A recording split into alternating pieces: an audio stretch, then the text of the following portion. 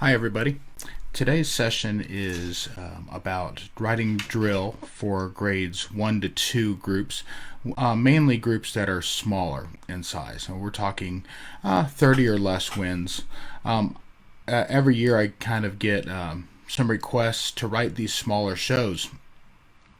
And I really want to point out some things that I've done that will make life easier for the group that's learning the show, and some things that might make your life a little harder as a drill designer, but will pay off in the long run. Because in the end, we want them to look good and sound good. So let me turn off my notifications. So to start with, I've got my canvas here for Pyware. And what I really want to do is, first thing is I want to draw some boundaries. So I'm going to use the prop tool, and I'm going to draw a boundary here. And I'm just going to make it black. I'm going to draw a boundary here.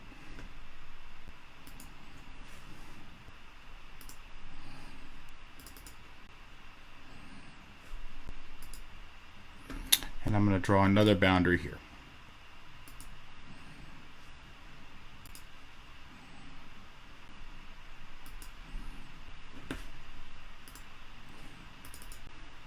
Oh, it's not wanting to do that. There we go.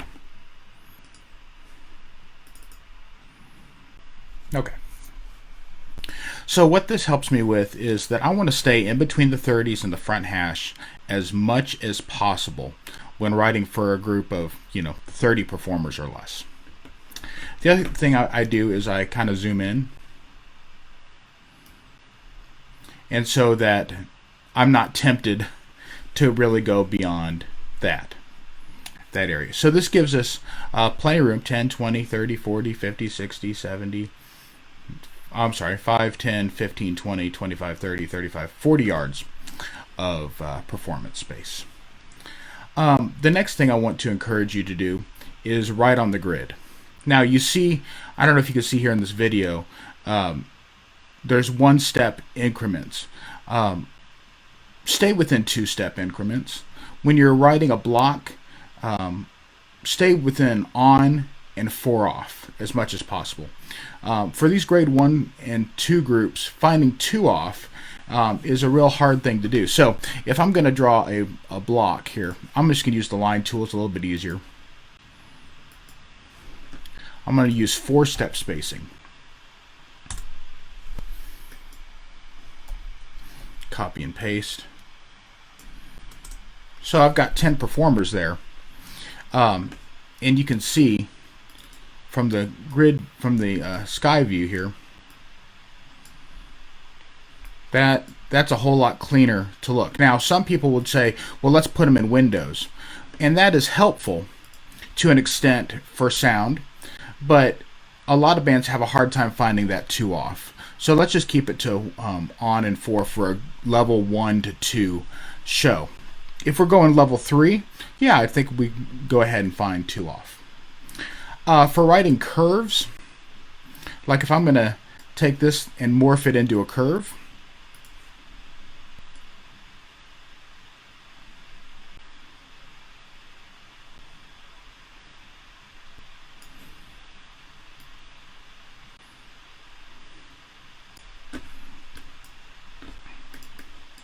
do that again.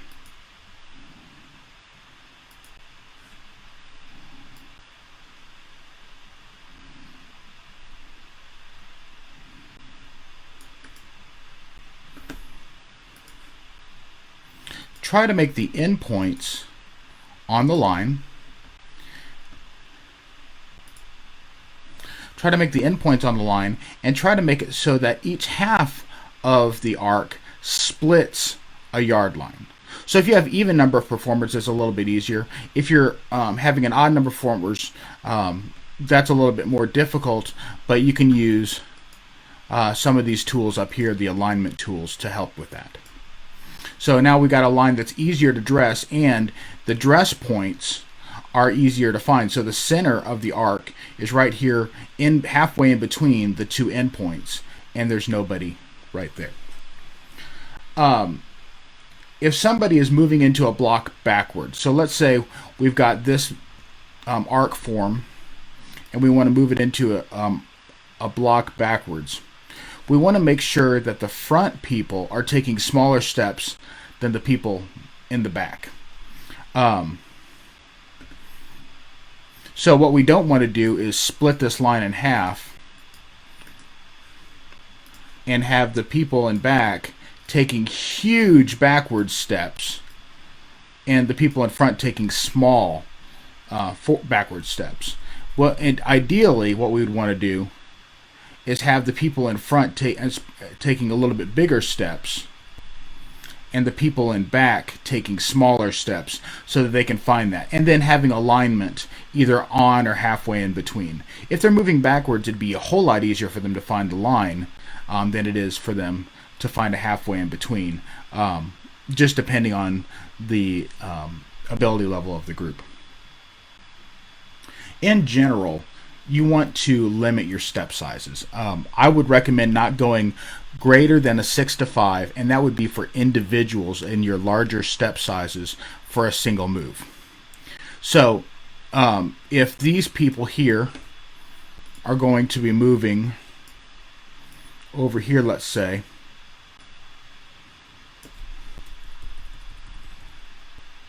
see now they're moving to an 8 to 5.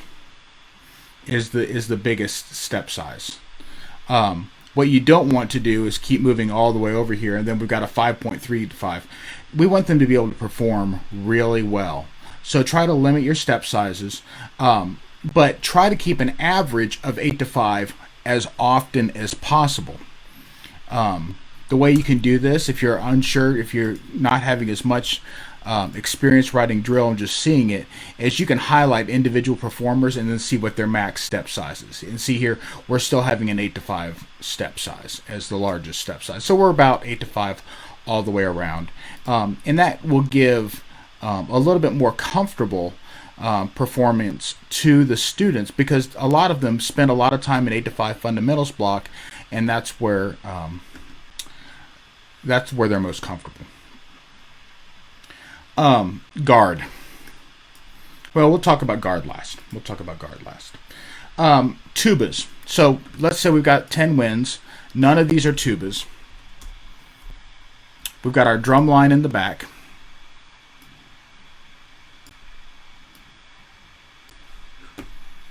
So we'll have our drum line here. We'll we want new performers. Let's call it, let's just have 5 drum line. We'll just keep them calling X. So you might have 2 snares, a tenor, and 2 basses, or you might have 2 snares and 3 basses. A lot of bands do that if they're having smaller groups. You want to keep the tubas close to these basses as often as possible. That will help align the music bass line with the rest of the group and help keep the rest of the band together. So when you're writing your drum line, maybe you scoot your drum line over just a little bit. We'll just call these 3 guys basses.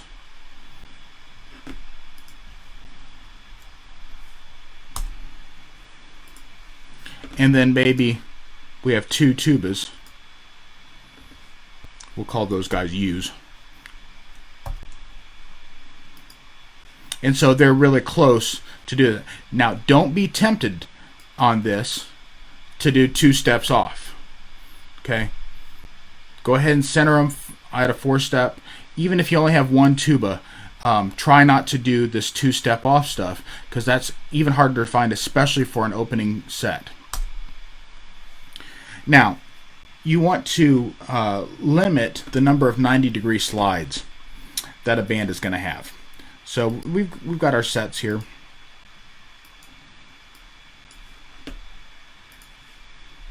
Let's say this block here, after they go to the curve, let's say they come back to the block. And now we want these guys to move over in the next set.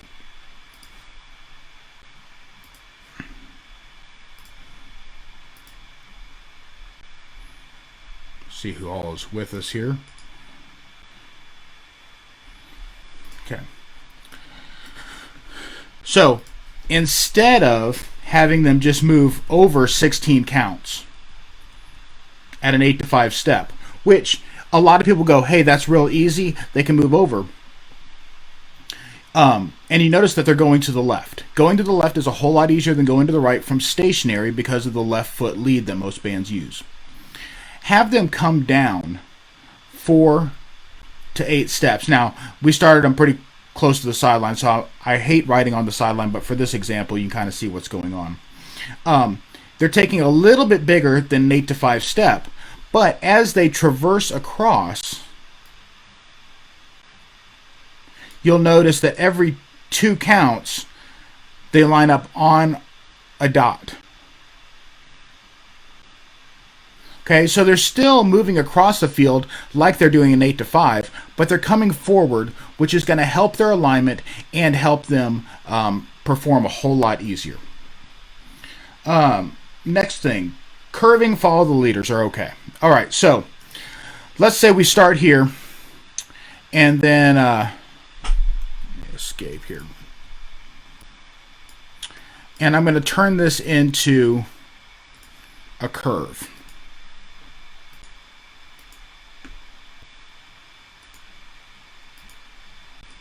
Curve of some sort.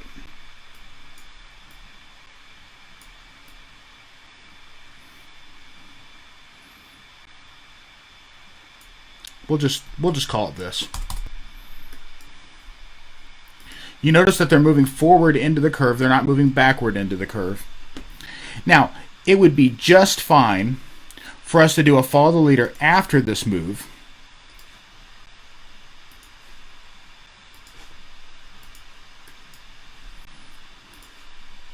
Starting with this performer, moving over at an 8 to 5 step. Okay, that would be just fine. What we don't want to do here is start with this performer. That means everybody's moving backfield and away, unless you've got some sort of like a accompaniment here and melody here, and these guys will be able to march direction of travel. You don't want to make them march backfield and around a curve in a grade 1, grade 2 drill. That's just asking for more time than the directors have to work with.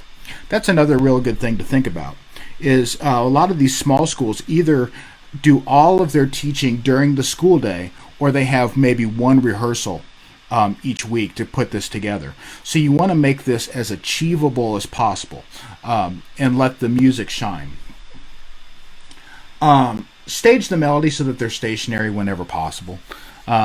So if you've got the trumpets in a melody, maybe we're starting here, and for these 5 sets, these 64 counts, we've got the trumpets with the melody, or maybe like a opening percussion thing and then 2 16s of trumpet melody. What we may want to do is stage the trumpet section over here in some sort of diagonal pod where they can be featured. Remember that the tubas and the percussion, we're going to keep them centered as much as possible. Okay, the accompaniments over here doing something else. So in a lot of grade 1, grade 2 music, you only have 1 or 2 things happening. Usually 2 things happening, a melody and accompaniment. So you've got 2 things happening in the drill for the effect to work well with it. A couple other things. Limit consecutive moves. I know down here I'm doing a lot of straight moves, but in grade 1, grade 2, if you're moving every 8 counts, every 16 counts, that gives them no chance to reset, catch their breath, and think about where the next spot is. The more consecutive moves that you have, the higher level of difficulty the drill is. Let's talk about guard. So right now we've got 21 positions on the field. For a band this size, I'm guessing maybe 4 or 6 guard. Let's just go with 6 because it works well for what we have here.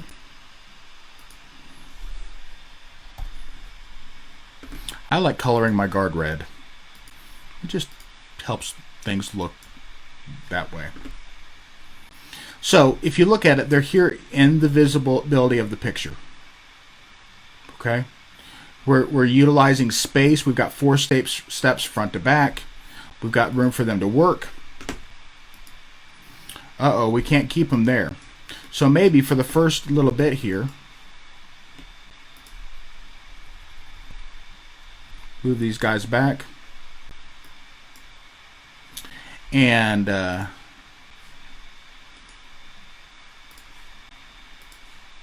glue these guys together.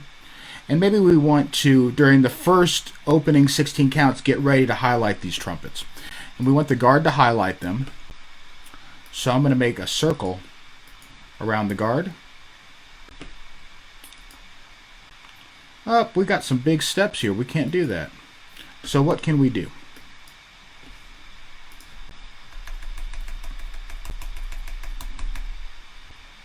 Have them move straight across and down.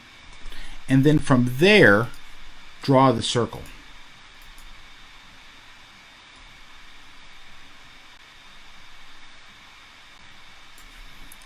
Rematch your spots.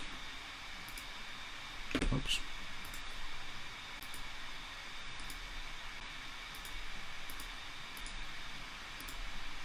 Now they're taking a 6.6 to 5. 6 to 5 for guard is just fine. And now they're set up to feature this trumpet ensemble. If I can get the thing to move. And so maybe what we're going to want to do is, moving into this arc, pull it, instead of having everybody move backwards, have it move down and away while the guard moves over. So we've got accompaniment and we've got guard transition happening. Okay. But integrate your guard. Have them not just behind the band or just in front of the band. Have them interact with things. Now, when you have only 4 to 6 guard, I'd recommend not segmenting them in any other way than 3 and 3. So we're going to move these guys over.